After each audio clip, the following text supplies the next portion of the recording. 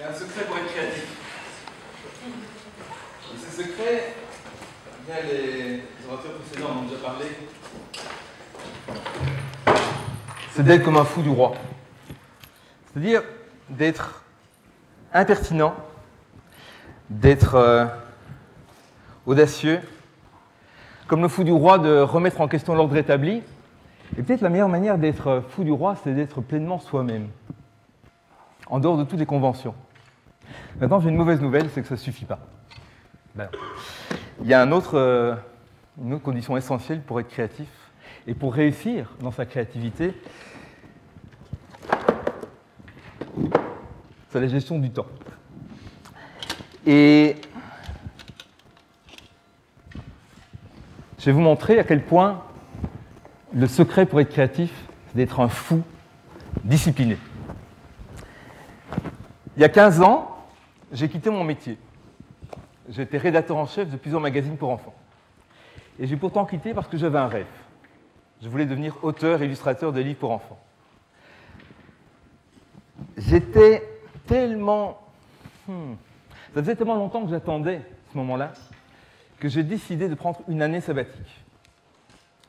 Et une année pour simplement prendre le temps de m'investir totalement dans la création de quelque chose de personnel, de sortir ce que j'avais dans les tripes, dans le ventre, dans mon petit cœur, et d'apprendre à bien le faire, avec l'espoir qu'au terme de cette année, j'aurai une matière suffisante pour intéresser des éditeurs.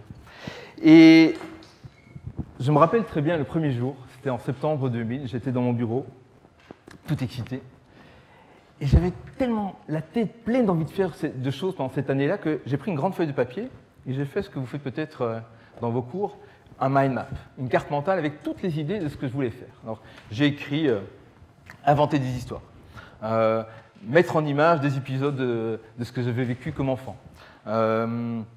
apprendre la technique de la couleur, à bien l'utiliser, apprendre la technique de l'écriture, rencontrer des auteurs-illustrateurs que j'admire, prendre du temps avec ma fille de 5 ans que, vu mon boulot précédent, j'avais finalement peu eu de temps pour être avec elle. Et une fois la feuille pleine, j'en ai pris une autre que j'ai divisée en 7 colonnes, comme les 7 jours de la semaine, et j'ai pris tous les éléments de ma carte mentale et je les ai mis dans une semaine, dans un semainier. Alors j'ai commencé en décidant que tous les matins, parce que le matin c'est le moment où je suis le plus concentré, j'allais faire des projets de livres pour enfants. Et que tous les midis, parce que je sais qu'après le déjeuner, généralement, mon sang est en train de digérer mon sandwich, etc. Il n'y a pas grand-chose dans la tête, donc j'allais m'asseoir et pendant 1 heure lire pour apprendre des choses et me former. Et puis que tous les mardis midi, j'allais inviter à déjeuner une personne que j'admire et dont je voulais apprendre des choses. Et que tous les mercredis après-midi, parce que dans mon pays en Belgique, c'est le jour où les enfants ont congé, eh bien j'allais passer un bon temps de créativité avec ma fille. Et que tous les jeudis soirs, j'allais faire une toile à l'acrylique. Voilà. Pendant 1 an, je me suis tenu strictement à cet horaire. Et j'ai passé une année extraordinaire, au terme de laquelle je suis allé avec mon portfolio chez un éditeur qui très poliment a refusé les projets que vous lui tendez, mais sur le pas de la porte m'a lancé un défi: est-ce que tu ne voudrais pas écrire un livre sur la créativité? J'ai dit oui. En 9 mois, il était conçu, écrit, illustré, et 3 mois plus tard, il était publié. Si j'ai une fleur à m'envoyer, c'est d'avoir appris à m'organiser. Et c'est ce qui m'a permis d'aboutir à cette situation. Cette capacité à s'organiser, j'ai continué à y réfléchir pendant toutes les années qui ont suivi et où je suis devenu consultant en créativité. Et dans le dernier bouquin que j'ai écrit, je me suis intéressé aux génies. Comment font les génies de ce monde pour penser? Comment leur viennent leurs idées créatives? J'ai constaté plusieurs choses. Que d'abord, ils ont sinon une méthode, une manière de penser bien particulière. Léonard de Vinci, il prenait des notes. Il aurait rempli 14 000 pages de notes, de questions, de dessins, etc. Einstein, il pensait en images. Il disait d'ailleurs, l'imagination est plus importante que la connaissance. Walt Disney, son talent et sa méthode, c'était de faire travailler une équipe autour de lui. Mais ils n'avaient pas juste une méthode. En constatant, en lisant leur biographie, etc., en lisant des interviews de créateurs contemporains, j'ai remarqué qu'ils avaient également une discipline de faire. 3 exemples. Vous connaissez tous peut-être Stephen King.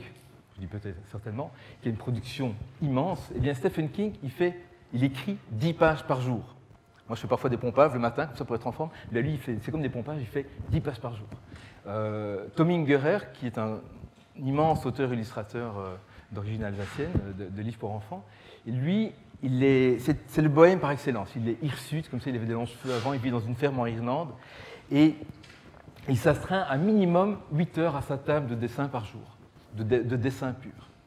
Et il dit, la discipline, c'est la clé. René Goscinny, immense créateur de Lucky Luke, Astérix, ce petit Nicolas, il avait un horaire réglé comme une boîte à musique.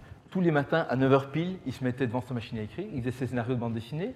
À midi, il déjeunait avec son épouse dans son appartement parisien, et puis il se rendait au journal Pilote dont il était le rédacteur en chef. Donc je suis persuadé, et je le vois par l'expérience, que la meilleure amie du créatif, c'est l'horloge. Et son pire ennemi, c'est l'absence de délai. Un ami proche voulait écrire un livre. C'est un spécialiste de la finance. Et après avoir demandé conseil, il écrit une table des matières, un premier chapitre. Il va voir un éditeur parisien qui lui signe un contrat, qui lui dit « Très bien, monsieur, j'aime beaucoup votre projet. Quand pensez-vous être prêt ?» Et il dit « Écoutez, 9 mois, ça vous va ?» Et l'éditeur lui dit « Très bien. » Il commence à écrire, le temps passe et il prend plus de temps que prévu. Il prend du retard. Et 2 mois avant le délai, il téléphone à l'éditeur et dit « Écoutez, je ne suis pas prêt. Est-ce que vous pouvez me donner une petite rallonge ?» L'éditeur lui répond « Écoutez, c'est comme vous voulez. Quand vous serez prêt, vous m'appelez. » Il travaille, 1 an passe, 2 ans passent. Après 2 ans, il est au chapitre 3. Il y en avait 10. Et il abandonne. Il abandonne son projet. Donc on a besoin de délai. On a besoin de délai. Et à défaut de recevoir un délai extérieur, il faut s'en donner de l'intérieur. Mais parfois, le délai, il peut faire peur. Il peut même être source d'angoisse. Depuis plus de 12 ans, je suis également dessinateur de presse. Je travaille pour un grand quotidien belge, La Libre Belgique. Et dans ce journal, voici 3 exemples de dessins que j'ai réalisés. Ici, c'était avant l'élection du nouveau pape, le pape François. Je joue à chaise musicale. Ceci, c'était un article sur la difficile réconciliation entre les Hutus et les Tutsis dans la région des Grands Lacs en Afrique. Et ceci, c'était un plaidoyer pour la fermeture des usines nucléaires. C'est super de faire des dessins de presse, j'adore. Et je suis fier de ces dessins. Je trouve qu'ils ont bien rempli leur mission. Mais je peux vous assurer qu'au début, quand j'ai commencé à faire cette activité, c'était la panique. Le journaliste me téléphone, il me dit « Philippe, tu veux bien me faire un dessin pour demain ?» Je dis « Ouais !» Forcément, c'était ma vocation. Et puis je reçois l'article et instantanément, la panique. Et la panique, c'est là. C'est le nœud dans l'estomac. Qu'est-ce que je viens pouvoir trouver comme idée au départ de ce fichu article, au demeurant sur un sujet qui ne m'intéresse pas plus que ça. Le pire, c'est quand le journaliste me téléphonait le jeudi en me disant « Tu veux bien faire un dessin pour mercredi prochain ?» Alors, je stressais vendredi, samedi, dimanche, lundi, mardi. Parfois, je passais des heures le week-end devant ma feuille blanche à essayer de pondre la bonne idée au lieu de m'occuper de mes enfants, de mon jardin, de ma femme, alors que je gagne 75 € par dessin. J'ai donc décidé très rapidement d'arrêter cette idiotie et de remplacer la panique par la stratégie. Et voilà comment, depuis plus de 10 ans, je travaille, avec la montre. Première demi-heure, et je me mets très vite au travail quand je le peux, quand j'ai reçu l'article, je me donne 30 minutes, montre en main, pour pondre 5 dessins variés qui pourraient convenir pour l'article, mais je m'interdis de me mettre la pression en me disant que je dois trouver la bonne idée. Et puis je laisse reposer. Je fais une pause, je vais courir, m'occuper des enfants, cuisiner, dormir, faire un autre travail, et je reviens dessus quelques temps après. Et là, je ne sais pas si vous avez déjà remarqué, quand vous avez pris du recul, vous voyez les choses autrement.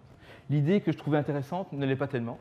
Une idée que j'avais sous-estimée peut se révéler tout à fait opportune. Parfois, rien ne convient, mais en mélangeant 2 idées, j'en trouve une 3e. Et parfois, une 6e idée m'est venue en courant, dans mon bain, etc. Toujours est-il que, là aussi, 30 minutes montre en main, je fais le dessin définitif et je l'envoie au journal. Plus jamais de stress. Et jamais la prophétie négative qui nourrissait mes maux d'estomac ne s'est réalisée. Jamais ils m'ont téléphoné en me disant « Philippe, on ne veut pas continuer de collaborer avec toi. » Je crois donc qu'on peut tous gérer notre créativité en gérant le temps de la créativité, en gérant le temps entre la divergence, qui est le temps de l'ouverture la plus totale, de la pensée organique et spontanée, de l'émergence des idées, spécialité du cerveau droit, et le temps de la convergence, qui est le temps où on va sélectionner, développer les idées, les structurer, qui est la spécialité de notre cerveau gauche. Et cette dichotomie-là, on peut également la manifester dans l'espace. Quelqu'un m'a fait remarquer, il y a quelques mois, quelque chose que je fais depuis des années, c'est que j'ai 2 tables dans mon bureau. J'ai une grande table, que j'essaie de garder la plus vide possible, avec en périphérie un bloc de feuilles A3, un bloc de feuilles A4, dépotiqué avec des feutres de couleur. Et c'est là que je fais mes cartes mentales, des croquis, des notes, tous azimuts, mais surtout dans le désordre. Et puis j'ai un autre bureau où j'ai mon ordinateur, mon scanner, des choses comme ça. Et c'est là que je structure les idées, que je les mets en ordre. J'ai visité à Paris une école qui ressemble un petit peu à la vôtre, qui s'appelle Epitech, qui est une école d'informatique. Et une de mes connaissances, Françoise Bronner, a eu pour mission de concevoir les locaux d'un espace où les étudiants d'Epitech vont rencontrer des entreprises pour mener des projets communs. Eh bien, c'est intéressant que les espaces sont véritablement distincts. Il y a un espace d'exploration.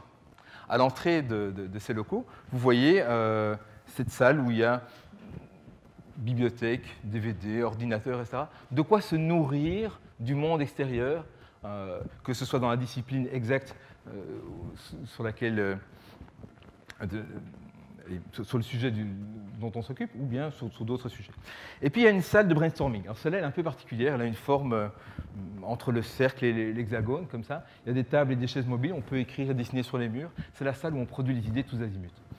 Et puis, il y a la salle de sélection et de développement des idées. Alors là, il y a des ordinateurs, forcément, c'est une école d'informatique, et des outils, du matériel pour faire des prototypes. Enfin, il y a la salle de communication. Alors là, c'est marrant, il y a un bel écran, des canapés, un petit bar, et c'est là qu'on invite les clients à que, avec toute la diplomatie requise et le sens du commerce, on va lui vendre notre idée.